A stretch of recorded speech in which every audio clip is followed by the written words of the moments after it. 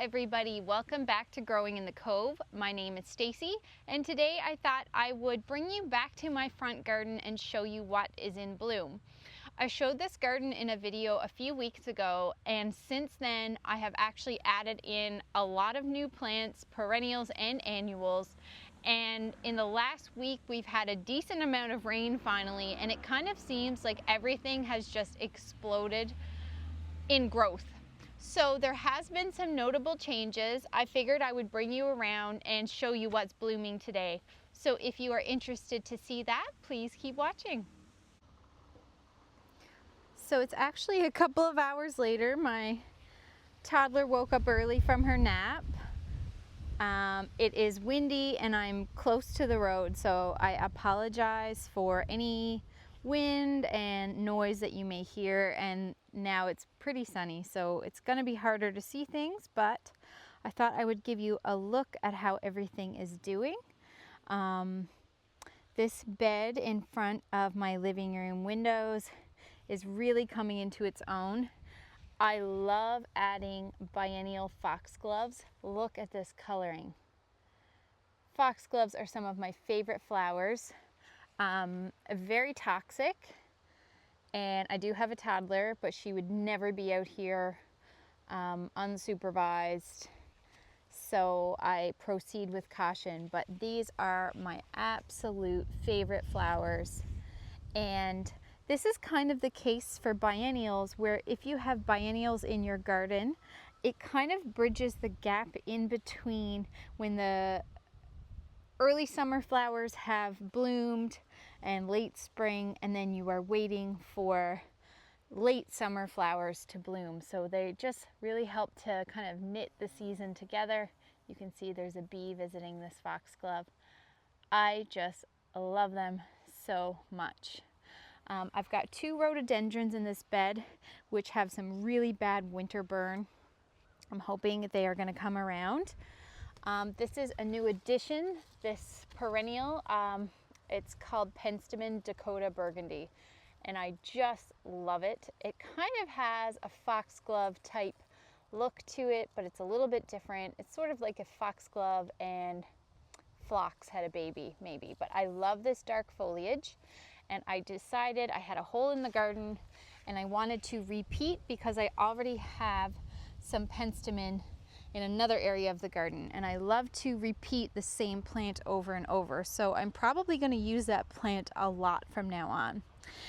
My columbine are starting to go over. This is probably going to produce oodles and oodles of seed, so I may cut down some of these. I was thinking about collecting some, but we will see. They are not ripe yet. You'll know your columbine is ripe because when you shake it, you'll hear a rattle. And then you could just cut the stems off and put them upside down in a paper bag. This clematis is starting to bloom. It is looking a little bit yellow because I only tied it up recently. I want to show you this beautiful foxglove. Look at that color, and look, there's a bee visiting it right now. So again, I've got some side shoots. Got some astilbe coming out there. Again, more foxglove. These are beautiful. So I've already got new plants for next year's foxgloves because the ones I grow are biennials and they bloom in the second year. Those are actually already planted in the garden. So I will have another display of foxgloves next year. I've got some beautiful heucheras, and my bleeding heart is going to unfortunately be dying soon, and I've got some of my first astrantia or masterwort coming out, one of my favorite perennials. Otherwise, I'm just waiting on some veronica and monkshood and lilies to come out. So that's one part of the garden, but honestly this is one of my favorite views. I'm going to try to give you a kind of a look of my whole garden. It's a little bit chaotic, but I'm okay with that because that's kind of how I like things. I like there to be order, but I also like a little bit of whimsy. So this is the view of my front garden. I'll very soon be cutting down this lady's mantle before it goes to seed. So I will literally be taking my hedge shears and just chopping it all down very soon. But there is nothing like this big chartreuse pillow, and this is a fairly long row. Some people see lady's mantle as a weed, and it is a very prolific self-seeder, so proceed with caution, but I cut it down and I don't have too much reseeding. Here in the front, I actually just planted these, some profusion zinnias, which hopefully will be blooming, and I have those dotted all along the front of this curvy border. I've also got some salvia May Night, which is just coming into bloom. I like to have really drought tolerant plants here in the front because this area gets full sun and not a lot of water. So I like to have really tough plants lining the front. These apricot foxgloves are beautiful. I love the way they look. So I have these dotted throughout the garden. They're looking stunning. My cannas actually took some frost damage when we had a random frost. When was that? The 27th of June or something. I've got a lot of peonies that are starting to pop in the garden. This is the first year this one has bloomed. As you can see, I have not staked any of my peonies, but that's okay because I will enjoy them, and then I'll be cutting off the blooms very soon as they fade. And then I'll just have some foliage for the rest of the season. But this was supposed to be Sarah Bernhardt, which is the classic light pink double peony that a lot of people have in their gardens, like very much a classic. But I think this is it maybe Duchess de Nemours? I'm not sure. And here you can see that these sweet peas on this trellis are starting to bloom. This variety is supposed to be Ethel Grace, and look at that. They are absolutely beautiful. I actually haven't smelled them yet because, yeah, this is a Spencer variety, and the Spencers are not very smelly, but these are usually what are used for exhibitions and shows, so it's all about the flower, less about the scent. I do think I have an interloper in here, and this is not Ethel Grace, but it's okay because it all looks beautiful. You can see I've got more foxgloves coming in.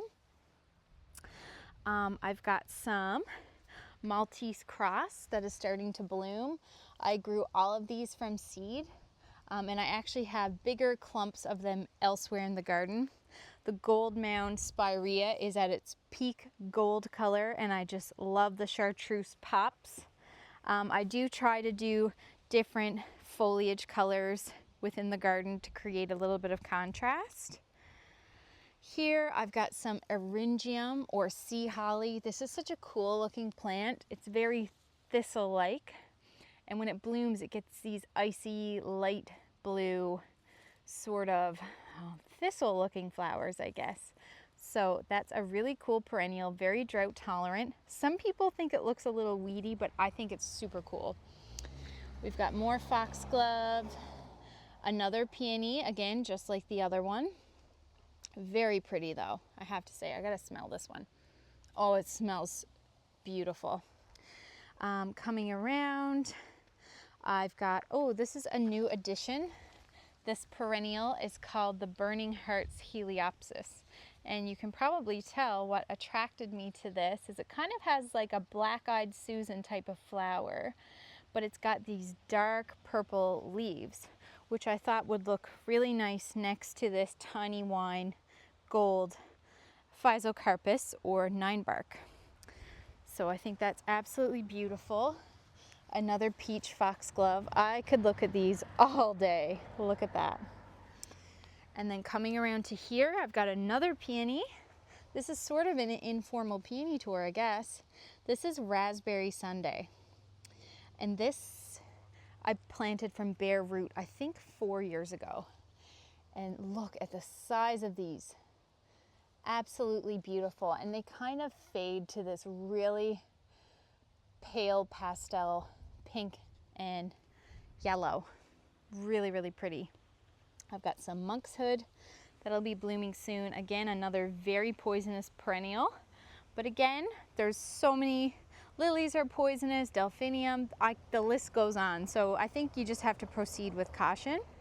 This year I kind of wanted to add a tropical element to my garden, so I've planted 3 of these dark-leafed cannas, 1, 2, and 3, because our climate is getting hotter and hotter, and I'm sick of trying to keep things happy, so I'm kind of leaning into hotter temperatures. So I think these are going to bloom coral. I got them on clearance, and I think they're beautiful. Coming along to here, we've got another peony. I believe this is called Kansas, and this was a little piece of root that I dug up from my large peony over there. I love that. Again, with the foxgloves, I'm obsessed with that color. This is a beauty. This is called Immaculée, and it's this sort of creamy white. And this one is probably in its 4th year as well, and look at all of the buds. So peonies are one of those things, if you plant them by root, it's a long game to wait for the blooms, but it's so worth it. Here I've got this beautiful shrub. I highly recommend this, especially if you're like me and you like dark foliage. This is the Wine and Roses Weigela. Of course, Weigelas are really bulletproof. I know a lot of people here call them Weigelias. I love this variety, and it stays compact, and I just love how it pops with all of the green around it. Another gold mound, Spirea. Here I've got some Helenium or sneezeweed, which is dotted all along the front of this garden, and I will be doing another tour when these are in bloom because they really make my garden. That is my standout plant, and I have a huge river of them going all throughout the garden.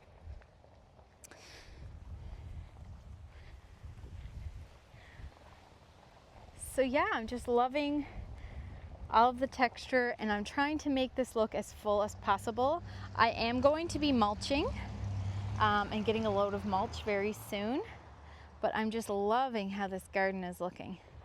Here we've got some heuchera, Palace Purple, one of my favorites, but I also added in some new heucheras to the front of this border.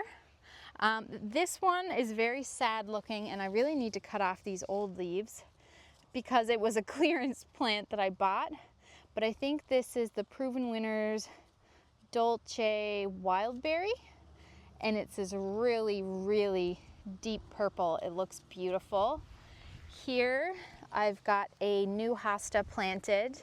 This one is called Wide Brim, and I think it's beautiful. I'm kind of experimenting with hostas because in my area a lot of people plant them in full sun and they do well. So although they're probably struggling, I think next year they're going to look a lot better, and they're just such bulletproof plants. We've got another hosta here that's new. It's called Halcyon, and it's a really bluey foliage.